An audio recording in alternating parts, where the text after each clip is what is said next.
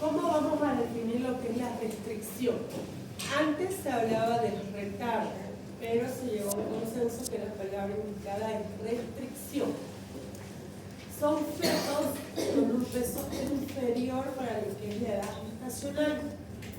La paciente por fecha de última regla, por ecografías precoces, tiene 39, 40 semanas. Pero cuando este producto o este bebé nace, por examen físico es más pequeño, no tiene el peso para la edad gestacional.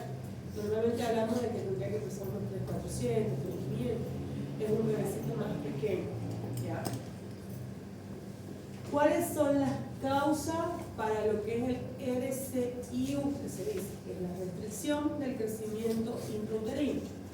Tenemos causas fetales, causas placentarias y causas maternas.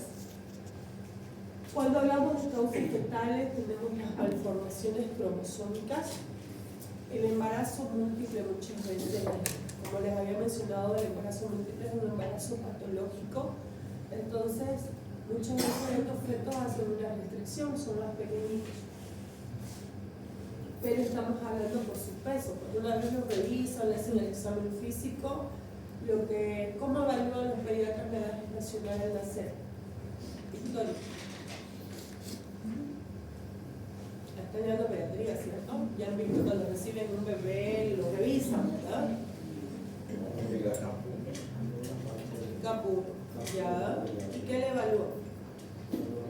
Varios perímetros cefálicos.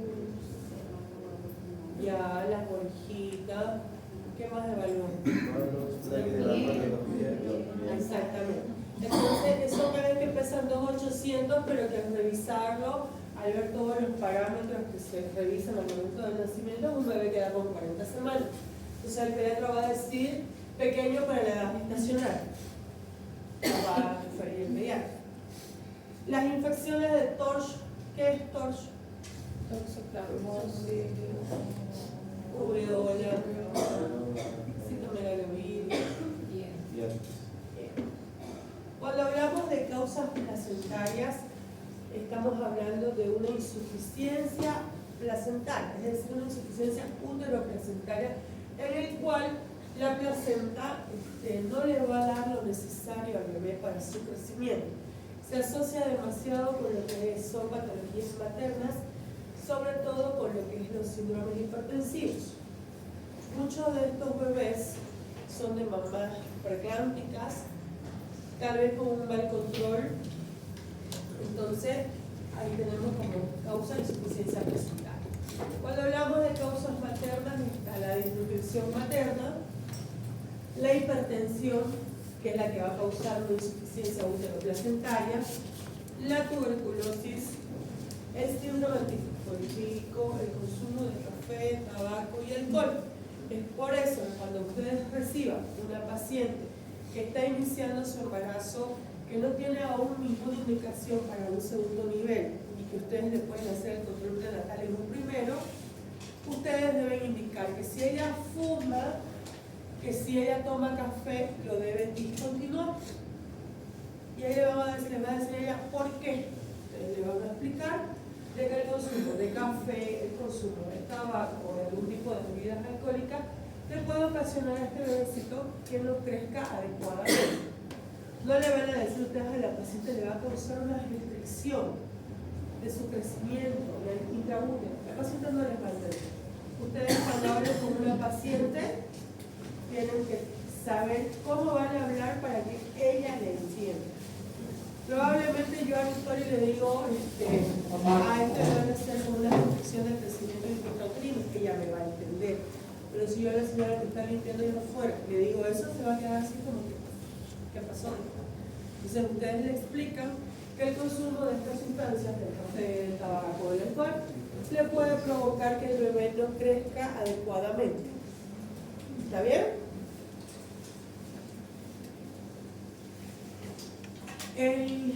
La restricción del crecimiento se va a clasificar en simétrico y asimétrico. Cuando decimos que es simétrico, estamos hablando que es de origen fetal. Este tipo de RCIU se presenta de forma precoz, en el cual va a haber una reducción de todas sus medidas, es decir, perímetro cefálico, peso, tal. El bebé va a ser, su RSI va a ser simétrico, todas sus medidas van a disminuir. A diferencia del asimétrico, que es de causa placentaria, que se da de forma tardía, en la cual hay una reducción de su peso. ¿Cómo yo puedo saber de que el bebé en esta paciente gestante está haciendo una RSI? Se piden las ecografías. Ecográficamente, por ejemplo, hace 2 semanas pesaba 2.800. Hoy lo vuelvo a pesar ecográficamente y me sale que está con 2.500, 2.600. Entonces se van revisando las ecografías y se va haciendo una comparación, un cuadro comparativo sobre el peso. Y ahí decimos, bueno, está haciendo un RSI, está haciendo una restricción del crecimiento intrauterino. ¿Cómo hacemos el diagnóstico? Paciente con antecedentes de embarazos anteriores con niños que tuvieron restricción de su crecimiento nos hace sospechar. La disminución de los movimientos fetales, el oligoamnios, el peso materno disminuido, la altura uterina materna que esté por debajo de lo que son sus valores normales y el perímetro abdominal fetal. Ecográficamente se va a medir a todos los bebés cuando ya han pasado lo que es la vida embrionaria. Vamos a medirle perímetro cefálico, diámetro biparietal, perímetro abdominal y longitud del fémur. El equipo del ecógrafo va a ser vamos a decir, como una suma de todas estas medidas, y ahí nos va a dar la probable edad gestacional, el probable peso. El peso, chicos, no es exacto, es un aproximado. Puede ser más, puede ser menos. Muchas veces el ecografista les pone 2.850, les pone más, menos 200. Puede ser que sea más 200 o que sea menos 200. Nunca es exacto. Rara vez ecográficamente dicen 3.500 y el bebé pesó 3.480, pero es un peso aproximado. Obviamente que también las medidas craneales disminuidas. Si su perímetro abdominal está disminuido, si su perímetro craneal está disminuido, ¿qué les hace sospechar? ¿Qué tipo de restricción del crecimiento intrauterino hay? Perímetro cefálico, perímetro abdominal disminuido. Simétrico. ¿De qué causa es el simétrico? Fetal. ¿Se produce cuándo?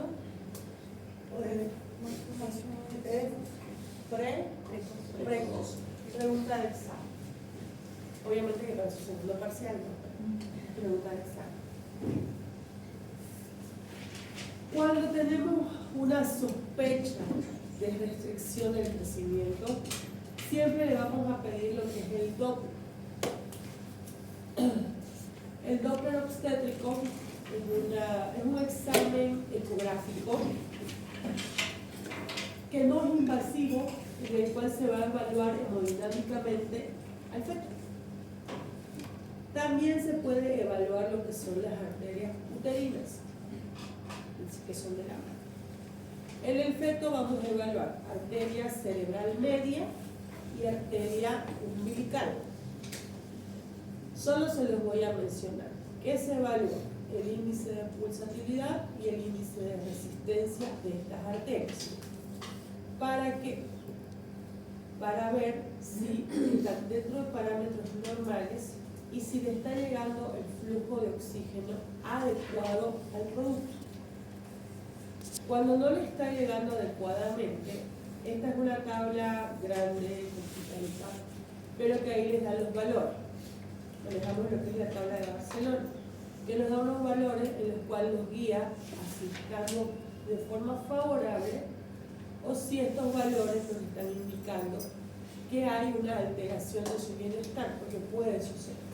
Solo se los menciono, eso ya es más de obstetricia, más de un especialista, pero para que ustedes sepan.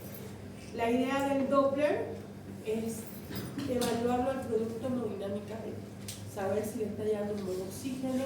Si ustedes ven ahí la ecografía que está arriba, ahí está evaluando lo que es la arteria cerebral media. Lo de abajo es el cordón umbilical y evaluar lo que son los umbilicales. Y a la mamá, ¿para qué nos sirve el tema de las uterinas? Para un pronóstico de probabilidad de preeclampsia, de algún síndrome hipertensivo. Cuando la mamá ya es preclántica, cuando la mamá ya toma medicación y hacemos lo que es el Doppler, si este Doppler de las arterias uterinas está patológico, nos está indicando que se está complicando el cuadro clínico de la paciente. También se puede hacer el Doppler a las 12-14 semanas, no para ver si hay una restricción, no, sino para que nos diga el riesgo o la probabilidad que la paciente haga una preeclampsia.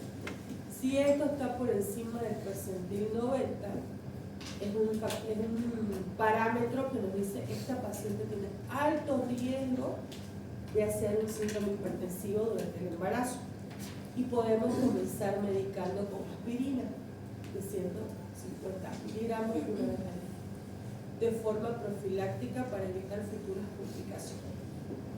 ¿Está claro? ¿Cómo vamos a hacer el tratamiento del LCU?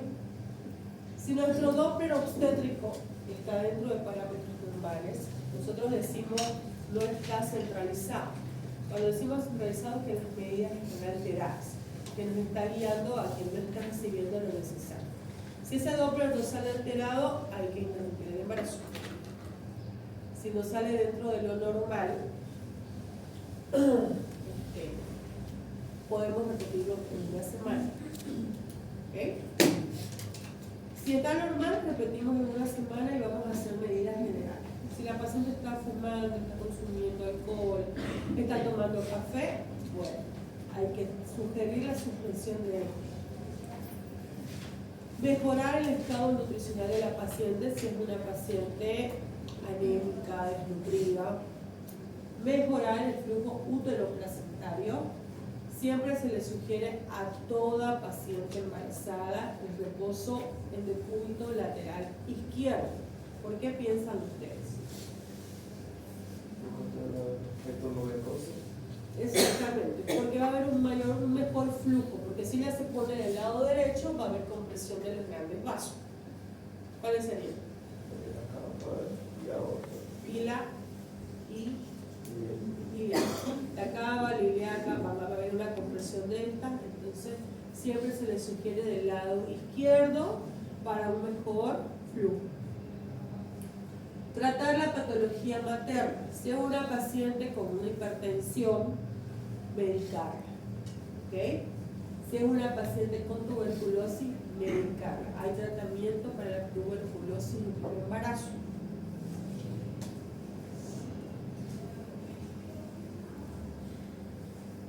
Bueno, ¿tienen alguna pregunta hasta ahí? ¿Les ha quedado claro la restricción del crecimiento? Veo hartas caras nuevas. Es su primer clase de muchos, ¿verdad? Sí, eso fue bien. Bueno, vamos a seguir con el avance. Ahora vamos a hablar de lo que es el sufrimiento fetal. La definición que nos dan es que es una perturbación metabólica por disminución de lo que son los intercambios feto-maternos, que puede ser de evolución rápida, que va a alterar lo que es la homeostasis fetal y va a provocar modificaciones tisulares en el feto que lo puede llevar hasta la muerte. ¿Qué es homeostasis? El equilibrio. El sufrimiento fetal se va a caracterizar por hipoxia, hipercapnia y acidosis metabólica. Bruna, ¿qué es hipoxia? Disminución Del oxígeno. Angelito, buenos días. ¿Qué es hipercapnia?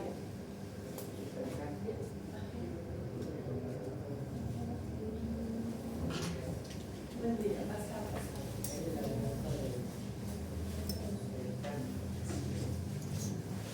¿Qué es hipercapnia, chicos? El aumento de CO2 de la sangre.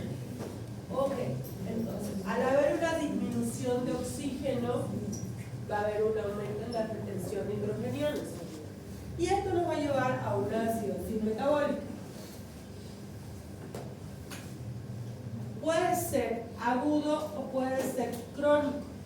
El sufrimiento fetal agudo se va a presentar sobre todo o con mayor frecuencia en el trabajo de parto, es la instalación rápida. Y el crónico es el que va a disminuir el crecimiento del feto por un aporte insuficiente que va a ser de forma prolongada. Este aporte es de lo que necesita el feto para su desarrollo. Entonces el feto termina adaptándose a esta circunstancia. Es decir, que se adapta a que no le llega lo necesario. ¿Está claro? Ahí está. Alteración de la homeostasis materno-fetal, del intercambio. ¿Ok? Lo más fácil que se los he podido hacer, para que me entienda la fisiopatología, la disminución del oxígeno en el feto va a causar una hipoxia fetal y esa disminución del oxígeno va a provocar una retención en la eliminación del dióxido de carbono de lo que es el feto. Entonces, al disminuir el consumo de oxígeno en la célula, aumentan los hidrogeniones y nos causa una acidosis metabólica. Es lo más sencillito para que lo puedan entender. ¿Está claro? ¿Cómo podemos hacer diagnósticos de sufrimiento fetal? La primera manifestación que vamos a tener es la alteración de la frecuencia cardíaca fetal. ¿Cuánto es lo normal de la fetocardia, Renato? 120 Ya, lo normal es de 120 a 160. Algunos autores hablan hasta de 110 a 160, pero manejemos 120, 160. Si ustedes tienen una paciente que le están escuchando como el Doppler del corazoncito del bebé y escuchan que baja y que es sostenida, les sugiero que siempre pidan un monitoreo fetal, porque en el monitoreo fetal nos va a dibujar esta alteración. El monitoreo fetal viene a ser como un electrocardiograma que nos hacemos nosotros, en el cual se va a evaluar fetocardia, contracciones uterinas y movimientos fetales. Por ejemplo, en ese monitoreo hay un DIP-2. El DIP-2 viene a ser una desaceleración tardía de lo que es la frecuencia cardíaca fetal, que se presenta después de una contracción uterina.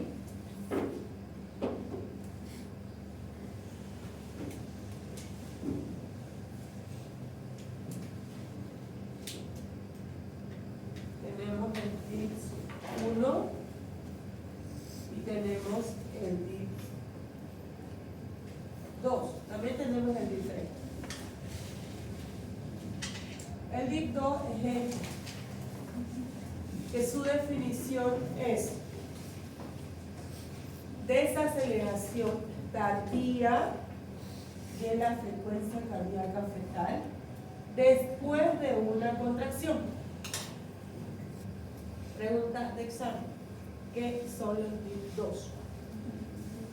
Fetocardia, contracciones, y cuando la mamá tiene el apuntador presiona cada vez que se mueve el bebé y se dibuja, en esta parte se dibujan los movimientos. Que si la mamá se olvida de presionar cada vez que se mueve, nos puede hacer pensar que ese bebé no está activo. Entonces siempre se le dice: mamá se mueve, presiona, y se va a ir dibujando ahí. Entonces, DIP-2, desaceleración tardía de la frecuencia cardíaca fetal después de una contracción uterina. Ese es el concepto. Esta imagen nos puede hacer sospechar de alteración del bienestar fetal, de un sufrimiento. ¿Qué pasó, Bruna? Me perdí. ¿Cómo que te perdiste? Yo te veo aquí en el aula. ¿Qué pasó? No entendí. ¿Qué no entendí? Es decir, Ese. ya. Es una desaceleración, es decir, es una bradicardia, porque esta es la frecuencia cardíaca fetal. En el monitoreo esa es la frecuencia cardíaca fetal. Acá se marca las contracciones con dinámica uterina. Entonces, concepto: desaceleración tardía que se presenta después de una contracción, o sea que va a contraer y después va a desacelerar.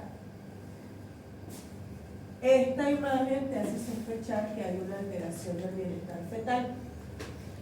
Si ustedes la ven como médicos de un primer nivel, la ven en el monitoreo o están controlando la fetocardia y tienen su manito en el fondo del útero y el otro escuchando el corazoncito del bebé, y comienza a venir la contracción uterina, porque ustedes la van a palpar, la contracción se pone dura. Cuando no tienen monitoreo, no es una excusa para no diagnosticar.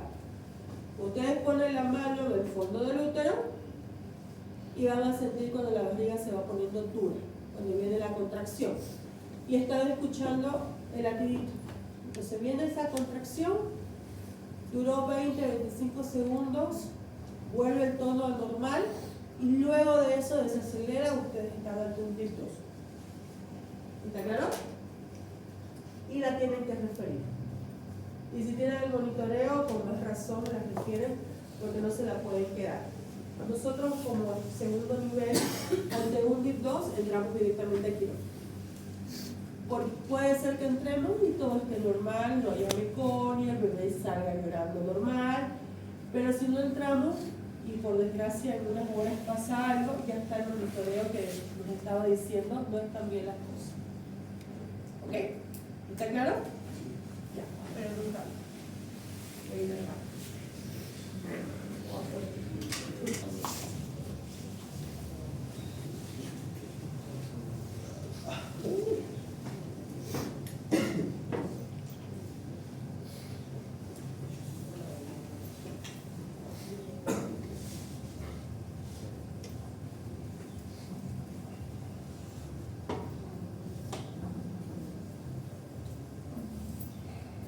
Doctora, ¿y cuántos dips hay? ¿Cómo? Perdón, 1, 2, 3. DIP 1, DIP 2 y DIP 3. Ahorita vamos a ver este. ¿Cuáles son las causas de sufrimiento? Pueden ser maternas, placentarias, vinculares o fetales. Cuando hablamos de maternas, puede ser el síndrome hipertensivo, la diabetes, la hipoxia, la hipotensión, la hipovolemia. Una paciente que convulsiona, sea de causa neurológica o sea por algún problema hipertensivo, va a ser una hipoxia. Si le hace una hipoxia, el producto también lo va a hacer. Cuando hablamos de placentaria, hablamos de la hipertonía uterina, del desprendimiento prematuro de la placenta. Más que todo van como que de la mano. Si hay una hipertonía uterina, es decir, que todo el útero está aumentado, hay más contracciones de lo normal, eso puede causar un desprendimiento de la placenta y ese desprendimiento causando un sufrimiento fetal. Cuando hablamos de funiculares, estamos hablando de causas por el cordón. Puede ser la prosidencia o el procúbito del cordón. Hablamos de prosidencia cuando las membranas están rotas y el cordón está por delante de la presentación. Ustedes hacen tacto y tal y cual si el bebé tuviera una bicha, esto que se pone en la cabeza, ¿cierto? Bicha. Ustedes lo van a sentir el cordón por delante de la presentación. Hacen el tacto y lo van a sentir.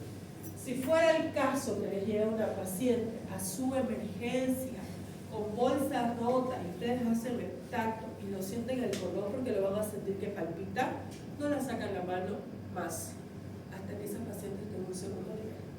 Si fuera el primero. Si fuera un primer nivel, ustedes salen con la mano en la vagina de la paciente empujando. ¿Por qué? Porque ustedes la sacan la mano, el cordón va a seguir viniéndose por delante y el bebé lo va a apretar y se va a vomitar. Entonces no lo sacan. A nosotros ahí en la emergencia nos ha sabido llegar procedencias del cordón y con la mano adentro, aquí no. Una vez ya se armó todo, se limpió, se puso los campos, se va a cortar, en realidad llegamos hasta útero y cuando ya vamos a meter la mano, recién sacan la mano de abajo. Porque si no, entre los 2-3 minutos que se arma todo, se llega, o tal vez un poquito más dependiendo de la agilidad del cirujano, se puede comprimir el cordón y el bebé se ¿eh? Otra causa es el procúbito de cordón, pero en este caso las membranas fetales van a estar íntegras, o sea, no va a haber una salida de líquido. Ustedes hacen el tacto, le van a sentir la membrana y el cordón por delante de la presentación. Otra causa puede ser el nudo verdadero. Tal y cual ustedes le hacen a su zapato y se les hace un nudo, así se hace el cordón. Son nudos reales. ¿Ya? La compresión de este puede ser de que ellos algunas veces tienen el cordón en el cuello, entonces no, ni por ecografía ni por nada podemos saber cuánto mide el cordón, podemos saber si ese circular que tiene está suelto o está a tensión, no hay forma de saber. Es una vez, si lo sacamos por cesárea, ahí vemos si estaba realmente tensionado, y si queremos sacarlo por vagina y es un cordón corto, a pesar que ella dilate, baja la presentación y luego es como que algo lo vuelve a jalar para atrás.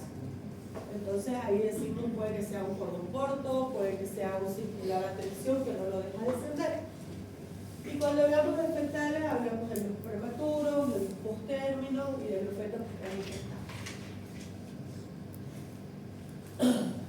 El cuadro clínico del sufrimiento fetal es sobre todo la alteración de la frecuencia cardíaca fetal. Va a haber modificaciones en lo que es la frecuencia cardíaca basal. ¿A qué me refiero con basal? Donde más predomina el latido. Puede ser que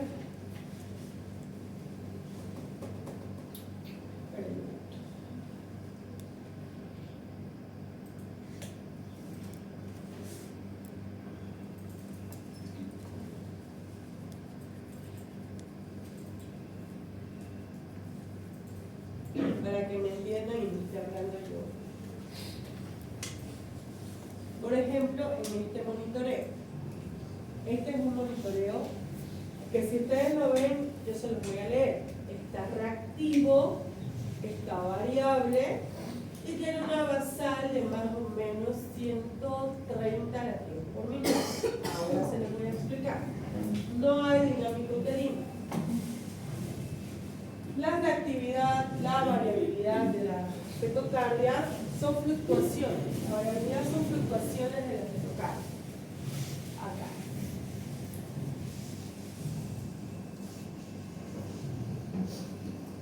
Esto es algo normal. ¿Ya? Está reactivo, está variable. Desde donde está no se va a poder ver, pero acá dice 120, 130, 140, 150. Entonces nosotros normalmente vamos a buscar cuál es la basal. Es donde predomina la fetocardia. Esa raya no está tan recta, pero es ahí donde está predominando. Esa es la basal. Está más o menos 128, 130. Ya, eso es la basal. Aquí, por ejemplo, sí marcó la paciente los movimientos y no hay ninguna contracción uterina. Si ustedes me muestran ese monitoreo, yo les voy a decir que es un monitoreo satisfactorio. ¿Vieron monitoreo anteriormente? Pero eso es un monitoreo. satisfactorio.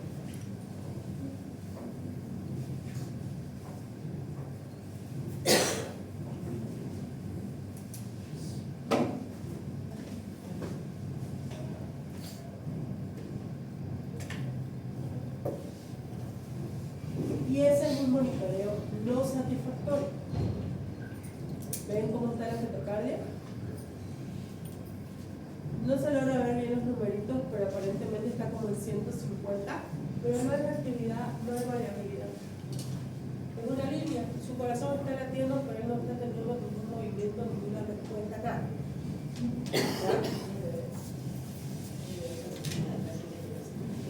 Exactamente, ese bebé para que se lo lleva aquí. Entonces es un monitoreo no satisfactorio.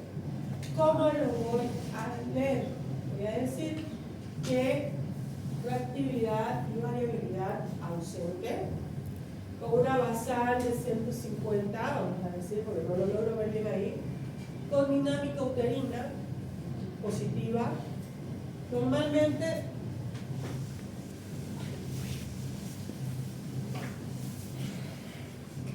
vamos a decir que de aquí a aquí son 5 minutos. En el papel le registra la hora. En el papel dice 9:50 comenzando y le vuelve a marcar ahí 9:55, 10. Pero vamos a decir que ahí es la hora. Entonces son 5 minutos antes. Entonces vamos a decir que hay 2 contracciones en 5 minutos. Eso se describe. Tú tienes que describir cuántas contracciones hay en 5 minutos. ¿Está bien? Este monitoreo es indicación de entrar a quirófano. ¿Ya?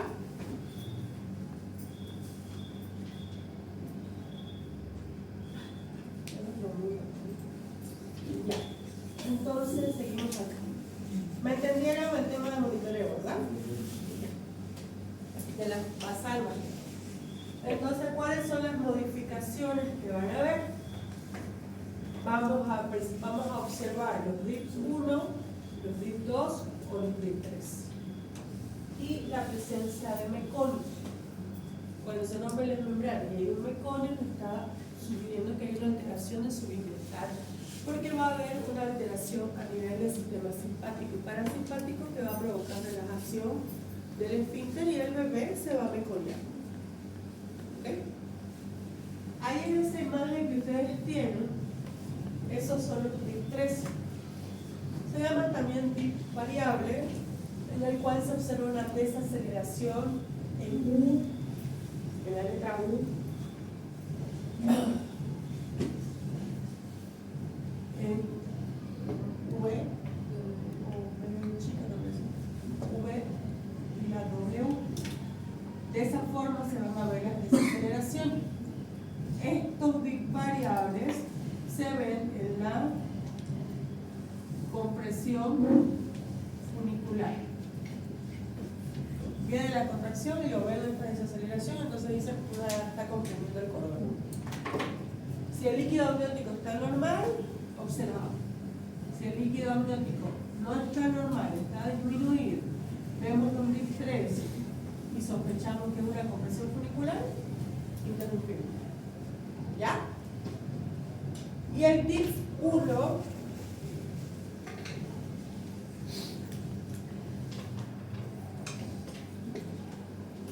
concepto, desaceleración precoz de la frecuencia cardíaca fetal que se relaciona con la contracción uterina. ¿Está bien?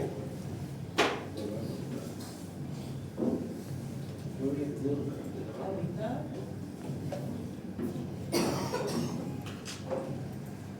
Ahí. Es el área del discurso. Va a haber una desaceleración precoz de la frecuencia cardíaca fetal que se relaciona con la contracción uterina, como una imagen en espejo. Más que todo se va a ver en los trabajos de parto con bolsa rota, por una compresión de la cabeza fetal. ¿Ya?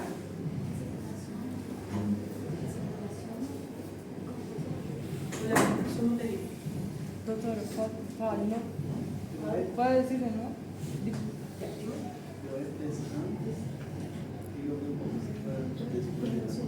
No coincide. El de abajo es la después de la condensación. Ese es el Gibbs 1. Mira, relaciona con la conversión. La punta con la punta. Y este es el Gibbs 2, que es el que hemos visto. Entonces, esa es la relación Parekhon de la frecuencia cardíaca fetal que se relaciona con la contracción uterina. ¿Está bien?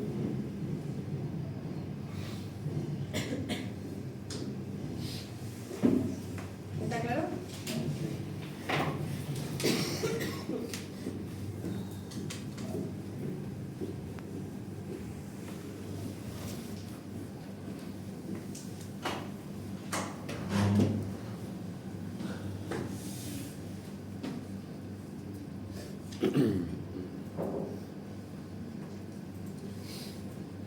¿Cuál es el tratamiento? Ante un sufrimiento fetal, el tratamiento de expresión del producto es lo más grande posible. Si ustedes están revisando a un bebé, a una mamá, y la fetocardia está en 108, 106, baja hasta 90, porque puede suceder, inmediatamente es al quirófano. Nosotros hemos sabido entrar al quirófano con ese bebé que ya lo pones al Doppler y no se escucha. Pones ecografía y se ve ese corazón que se está apagando. Entonces esa paciente directo y sale y reanima los laboratorios. ¿Ya? Como también lo hemos visto en la ecografía que ya está en lo último y ya entramos al quirófano y ya no, y reanimamos. Complicaciones, edema cerebral, convulsiones, parálisis cerebral o la muerte del feto. ¿Está claro el sufrimiento fetal, chicos? Vamos ahora a hablar del síndrome de muerte fetal durante el embarazo, el óbito fetal. La OMS lo define como la muerte fetal intraútero después de las 22 semanas y con un peso mayor a 500 gramos. Si tuviera menos de 22 semanas y menos de 500 gramos, ¿qué sería? Aborto. Exactamente.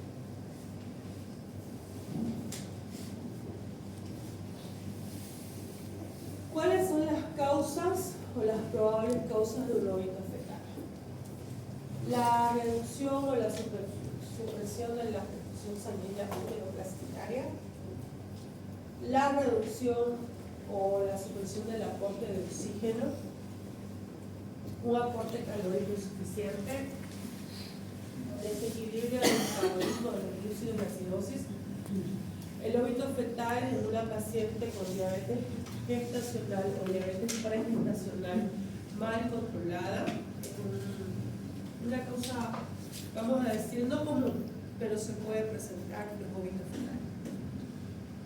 Los traumatismos, paciente que se cayó, que sufrió un accidente de tránsito, que fue agredida físicamente, que la golpearon o le sufrió el golpe y se desprende la placenta y se omite el producto. Malformaciones congénitas también pueden ser causa, sobre todo las cardíacas, sobre todo si tienen con alguna cromosomopatía, como el Down. Sabemos que el Down se relaciona mucho con malformaciones cardíacas, ¿no?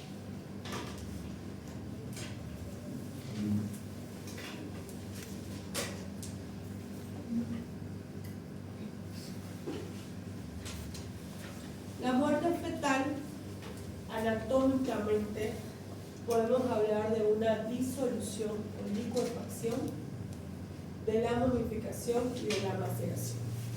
Aunque óbito fetal, la OMS lo define arriba de las 22 semanas, el libro de Schwartz nos habla de que la disolución o la licuefacción se va a presentar en embriones menores a 8 semanas. Como hay una mayor cantidad de líquido ovular, este embrión es como que se disuelve, se hace una licuefacción. La momificación habla de cuando mueren entre las 9 y las 22 semanas y se va a hacer lo que es el feto papiráceo.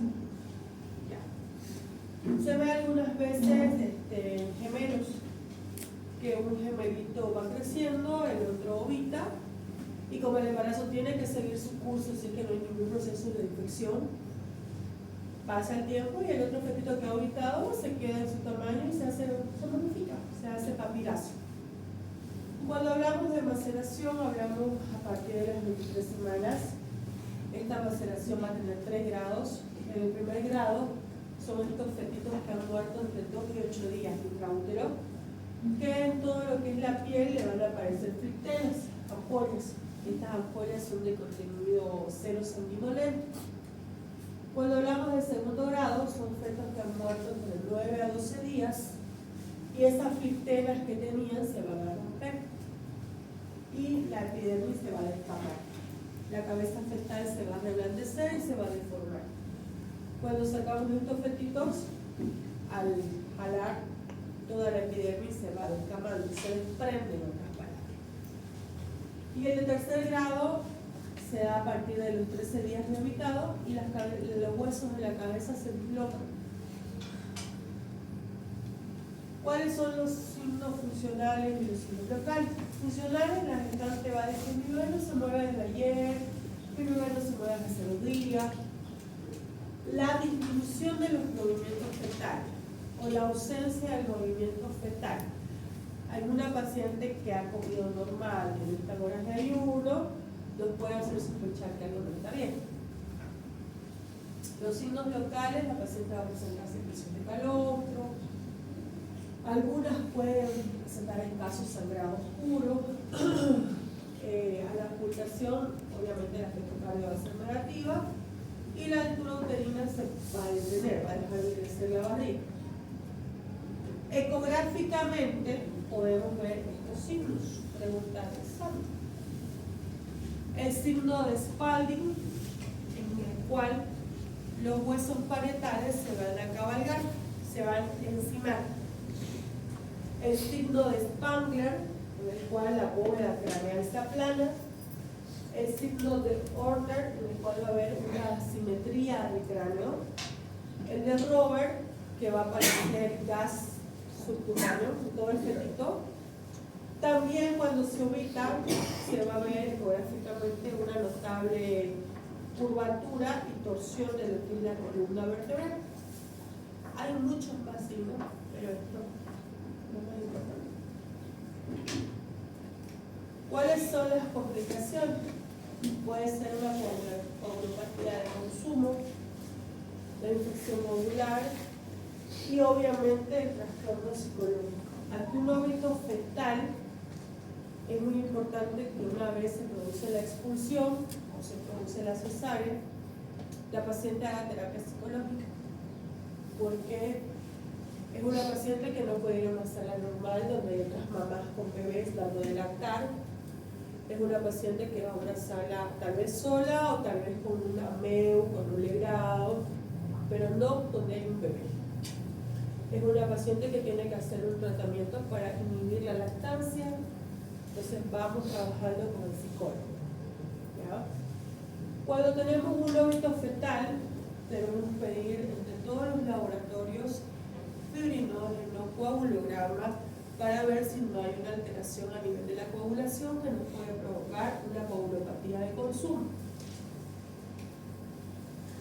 Si venía una paciente primigesta, laboratorialmente y clínicamente sin ningún signo ni síntoma de infección, con una pelvis viable y un feto en posición cefálica, podemos hacer una inducción para que el feto salga por vía vaginal. Si es una paciente, pero con 7 o 5 o 6 partos y tiene todas las condiciones para que salga por vagina, hacemos una inducción. Ante la mínima sospecha de una infección, un feto transverso, un feto podálico, una pelvis estrecha, una cesárea iterativa, se debe hacer una cesárea. ¿Está bien? Sheila, paciente de 26 años de edad, multigesta, 2 cesáreas anteriores y una pérdida con embarazo de 35 semanas. Acude a la emergencia refiriendo cuadro clínico de un día de evolución con dolor abdominal intenso, refiere ausencia de movimientos fetales, con el antecedente de haber caído de su propia altura, presión de 90-60, frecuencia cardíaca materna de 95, el abdomen 31 de altura, fetocardia no audible, dinámica positiva, longitudinal, podálico izquierdo, se realiza un rastreo ecográfico y no se observa foco cardíaco. Al tacto, cervix posterior, con un sangrado oscuro con coágulos. ¿Cuál es tu impresión diagnóstica, Sheila?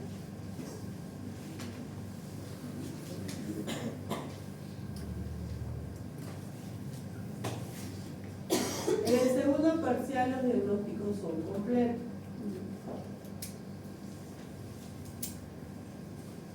Vamos de arriba para abajo. Es una multigesta nulipar. No ha tenido ni de infarto. Es una gestación de ¿cuánto? 35 semanas. Refiere a ausencia de movimientos fetales con antecedente de haber caído de su propia altura.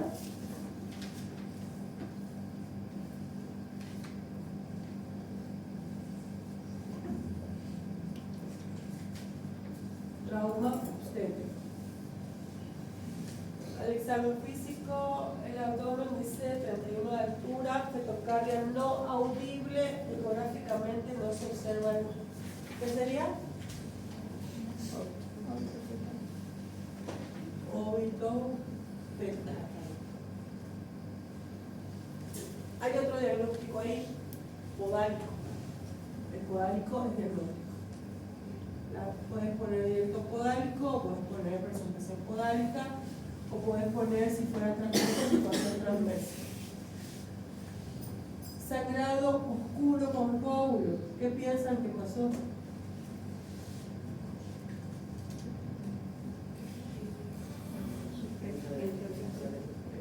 Se cayó, trauma obstétrico.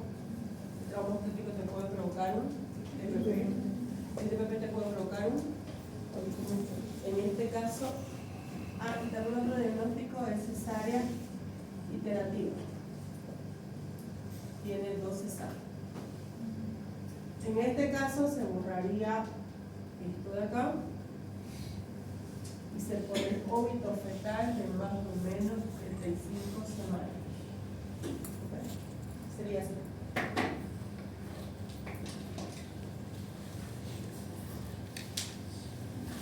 Preguntas.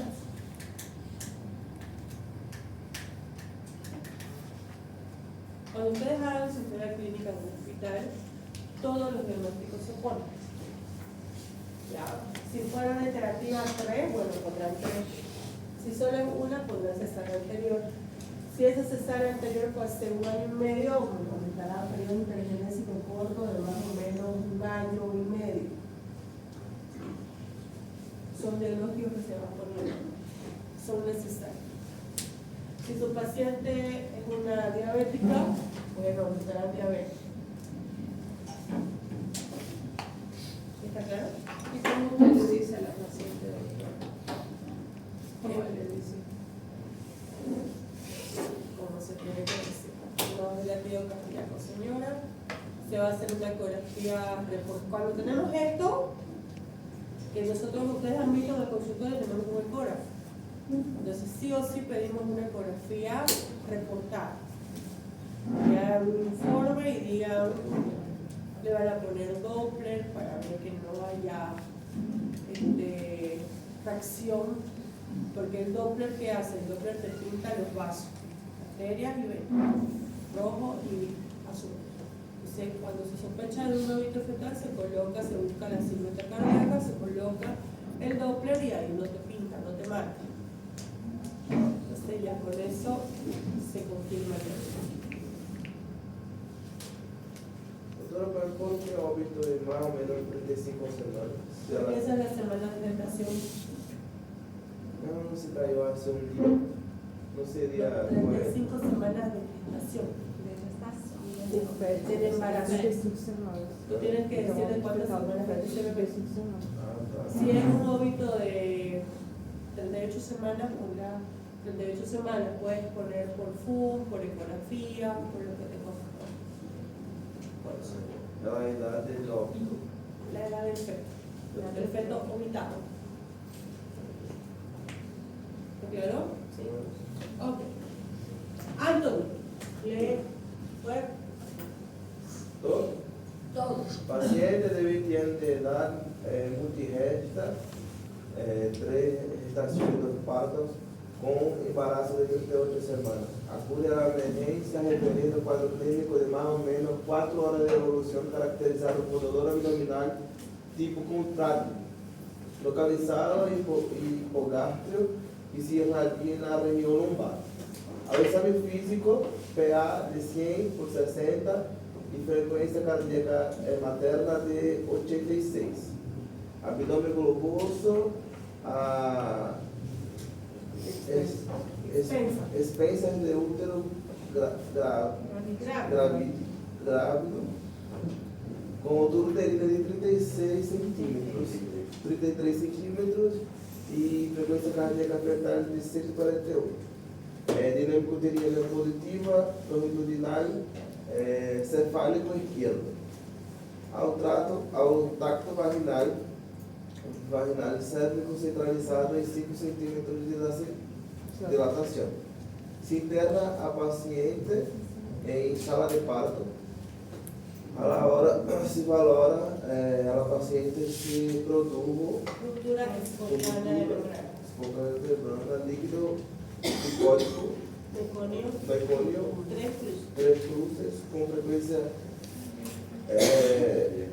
cardíaca fetal de 90 a 102 e dinâmica uterina positiva. ¿Cuál sería tu mención diagnóstica? Sofrimento fetal. ¿Cuál? ¿Agudo o crónico? Agudo. Agudo. ¿Cuáles son los diagnósticos de esta paciente? Multigesta. Multigesta.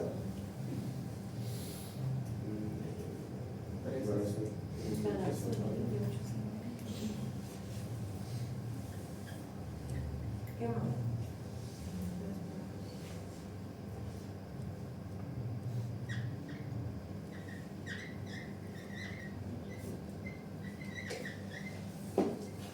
Trabajo de parto, porque está con 5 de dilatación, ¿verdad?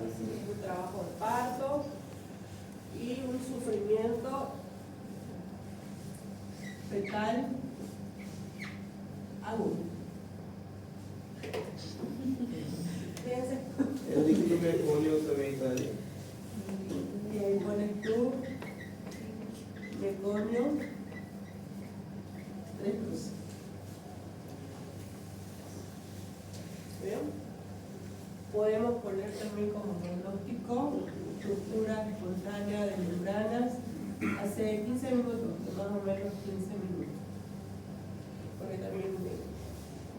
¿Está bien? ¿Les ha quedado claro? Sí.